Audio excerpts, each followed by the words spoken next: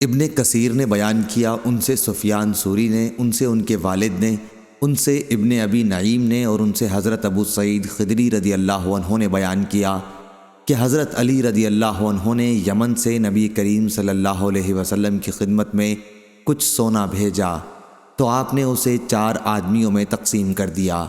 اقرا بن حابس حنظلی ثم المجاشعی، آئینہ بن بدر فزاری، زید تائی بنو نبہان والے، اور علقمہ بن علاسہ عامری بنو کلاب والے۔ اس پر قریش اور انصار کے لوگوں کو غصہ آیا اور کہنے لگے کہ حضرت صلی اللہ علیہ وسلم نے نجد کے بڑوں کو تو دیا لیکن ہمیں نظر انداز کر دیا ہے۔ حضرت صلی اللہ علیہ وسلم نے فرمایا کہ میں صرف ان کے دل ملانے کے لیے انہیں دیتا ہوں، کیونکہ ابھی حال ہی میں یہ لوگ مسلمان ہوئے ہیں۔ پھر ایک شخص سامنے آیا، اس کی آنکھیں دھسی ہوئی تھیں، کلے پھولے ہوئے تھے، پیشانی بھی اٹھی ہوئی تھی، داڑھی بہت گھنی تھی اور سر منڈا ہوا تھا۔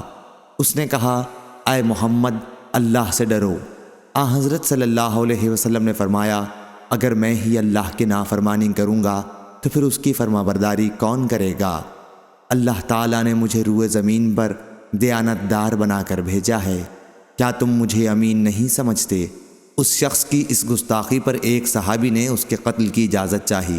میرا خیال ہے کہ یہ حضرت خالد بن ولید تھے، لیکن حضرت صلی اللہ علیہ وسلم نے انہیں اس سے روک دیا۔ پھر وہ شخص وہاں سے چلنے لگا تو حضرت صلی اللہ علیہ وسلم نے فرمایا، اس شخص کی نسل سے، یا آپ صلی اللہ علیہ وسلم نے فرمایا کہ اس شخص کے بعد اس کی قوم سے ایسے لوگ جھوٹے مسلمان پیدا ہوں گے جو قرآن کی تلاوت تو کریں گے لیکن قرآن مجید ان کے حلق سے نیچے نہیں اترے گا۔ دین سے وہ اس طرح نکل جائیں گے جیسے تیر کمان سے نکل جاتا ہے۔ یہ مسلمانوں کو قتل کریں گے اور بت پرستوں کو چھوڑ دیں گے۔ اگر میری زندگی اس وقت تک باقی رہے تو میں ان کو اس طرح قتل کروں گا جیسے قوم عاد کا عذاب الہی سے قتل ہوا تھا کہ ایک بھی باقی نہ بچا۔ صحیح بخاری حدیث نمبر 3344۔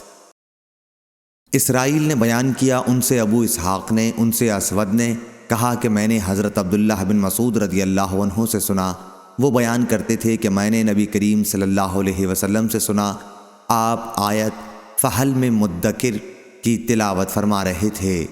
صحیح بخاری حدیث نمبر 3345۔